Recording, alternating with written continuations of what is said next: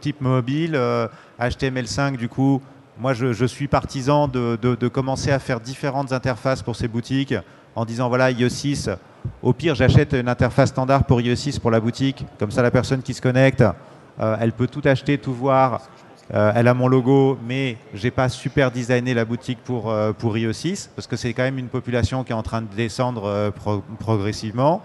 Par contre, faire une interface spéciale iPad HTML5 me semble tout à fait opportun, parce que je pense qu'on va toucher une nouvelle tranche de population. Il va y avoir un taux d'adoption assez important sur le troisième âge, et sur des gens qui sont consommateurs, et avec du coup une interface assez épurée, assez simple aussi.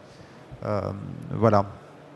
Oui, tout ça pour dire que l'arrivée en tout cas des mobiles, de l'iPad, des nouveaux moyens de vérification, des nouvelles lois, font que votre boutique doit pouvoir évoluer dans le temps, et que l'époque où on faisait une boutique en se disant ça y est, je fais un lourd investissement et je vais mettre 5 ans à le rentabiliser, c'est quelque chose qui est un peu terminé, et il vaut mieux y aller vraiment couche par couche et savoir que son système doit pouvoir évoluer.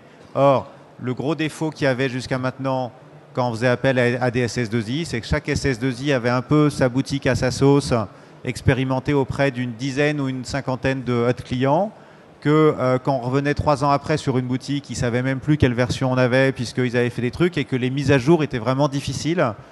Donc moi j'ai vu des gros projets de boutique mettre beaucoup de temps à se remettre sur pied avec des compétences qui étaient parties, etc. etc. Et c'est pour ça que le choix de l'open source est globalement un bon choix, parce que vous avez une solution qui est éprouvée par beaucoup de gens sur le monde entier, qui est traduite en plein de langues. Il y a aussi le fait de pouvoir vendre à l'export.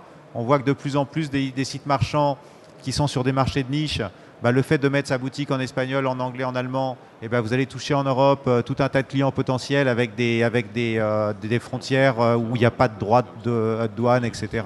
Donc il y a un potentiel de développement important. Et pour ça, il faut être sûr que sa traduction allemande est bien bonne. Donc elle est faite par des Allemands, par la communauté. Et là, il y a un vrai intérêt de l'open source par rapport à des solutions SaaS qui sont très franco-françaises. L'avantage des solutions open source, c'est qu'elles sont toutes, que ce soit Magento, Drupal, PrestaShop, elles sont largement utilisées sur le monde entier. Et donc, ça libère le potentiel d'aller vendre sur un peu tous les pays. Et puis, on arrive à une certaine taille où là, on veut personnaliser, on veut des spécificités sur sa boutique, et d'être dans une solution propriétaire où on est coincé. Et à ce moment-là, le déménagement de sa boutique dans une autre solution est très lourde, parce que c'est un choix qu'il faut bien réfléchir. Mais quand vous avez plein de commandes en cours, tout un catalogue, tout un historique de commandes, et que vous voulez migrer votre solution sur une autre solution, il faut être capable de faire tout ça avec la plus petite interruption de service. Et là, ça coûte toujours relativement cher d'aller exporter tous ces systèmes d'information. On le voit, on parlait de la communauté tout à l'heure, de faire des ventes communautaires. Nous, on est partisans chez PrestaShop de s'interfacer sur beaucoup de systèmes. Je pense que la plus grosse communauté aujourd'hui, c'est quand même Facebook. Et on ne peut pas dire qu'on fait de ventes communautaires internes à son site. Il faut aussi aller chercher les communautés aux endroits où elles sont déjà. Là, pour info, Facebook vient de dépasser Google en nombre de connexions sur son site sur les 15 derniers jours. Donc, c'est un succès quand même mondial indiscutable. Et il vaut mieux mettre en place des systèmes pour s'interconnecter sur les communautés aux endroits où elles sont. Et plus le commerce électronique se développe, plus on a des besoins de s'interconnecter.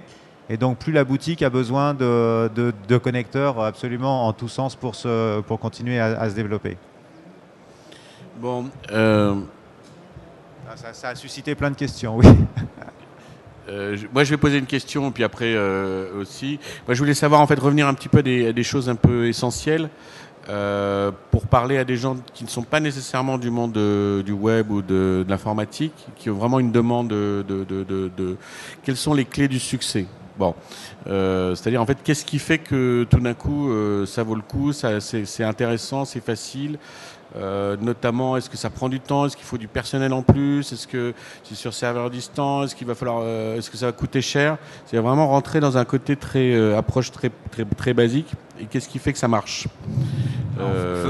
Faisons ça de manière collaborative. Donc, je vais citer un point de succès. Je vais laisser la parole à mes collègues. Si vous en avez chacun, ça sera déjà énorme. Un point de succès pour moi extrêmement important, c'est investissez peu au début et investissez régulièrement. Ça me paraît être le point clé. Ça a déjà été cité par Igor, mais c'est extrêmement important. On n'est plus dans un monde où on peut faire un gros investissement au début et imaginer qu'on n'aura plus à investir pendant 3 ans. Commencez petit, commencez à investir petit et surtout investissez régulièrement pour faire évoluer, votre boutique e-commerce. Pour rebondir là-dessus, investir petit pour démarrer et faire des tests. Je passe tout de suite la parole à Jérémy. On nous a boycotté le micro. Alors, comme dirait Franck, c'est plutôt un trousseau de clés de réussite quand même. Moi, je vais donner un point parce que la clé de la réussite, ça me paraît un peu... le point le plus important pour moi, c'est n'ayez pas peur de votre concurrence. Parce que finalement, on s'aperçoit, moi j'ai été chef de projet dans une boîte d'e-commerce spécialisée dans la vente de sport, 6 millions d'euros de chiffre d'affaires, et on a coulé. On n'a pas respecté certaines choses, notamment le fait d'investir régulièrement aux bons endroits et pas être des vrais bouchers du AdWords. Et je pense qu'il y a quand même certaines méthodes. Bon, j'avoue, c'est pas moi qui ai fait couler la boîte, hein, rassurez-vous. C'est pas moi qui avais les clés en tout cas la clé du tiroir caisse. Mais il y a vraiment des choses importantes, notamment en termes de budget de com. Mais n'ayez vraiment pas peur de la concurrence. J'ai un exemple, Wonderbox, il y a 5 ans, ils étaient 4, aujourd'hui ils sont 250 et ils font plus de 100 millions d'euros de chiffre d'affaires. Et ils avaient déjà quelques concurrents à côté d'eux, quoi. Alors là, voilà, je suis en train de réfléchir profondément. Non, mais le meilleur conseil, c'est sachez évoluer en même temps que vos clients. Essayez de comprendre comment ils viennent sur votre site, qu'est-ce qu'ils y trouvent, qu'est-ce qu'ils n'y trouvent pas, qu'est-ce qu'ils aimeraient y trouver. Voilà. Là, vous allez avoir beaucoup d'outils pour vous aider. Ça va être les statistiques, ça va être du profiling. Pensez à ça. Les visiteurs, c'est une mine d'informations. Non pas qu'on ait besoin de les piquer pour qu'ils vous en donnent. Alors, leur simple visite vous donne des informations sur ce qu'ils veulent, ce qu'ils souhaitent.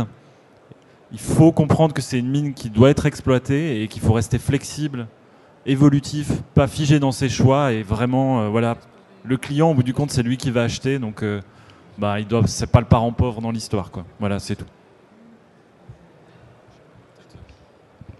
Il y avait des questions, je crois. Juste le micro. Oui, bonjour. À ce sujet, en fait, c'est vrai que c'est important. On parlait d'ergonomie, de vitrine, etc.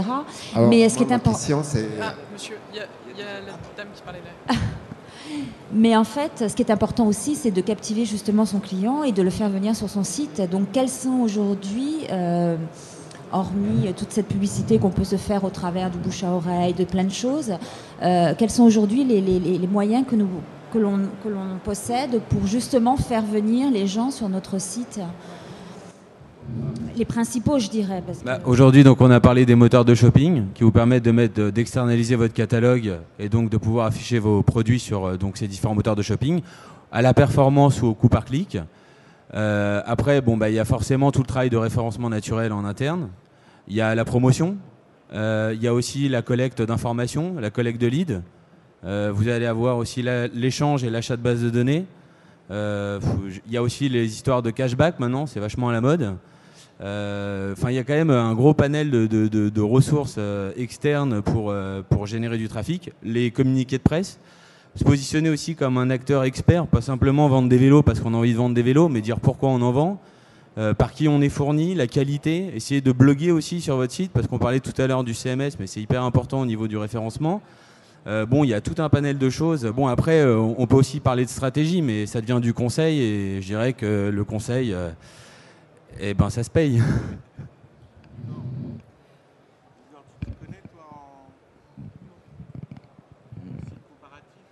Oui, bonjour. Donc, moi, j'ai dirigé pendant pas mal d'années le guide.com, qui est le premier comparateur de prix en France et qui amène beaucoup d'offres beaucoup de visiteurs chez les marchands.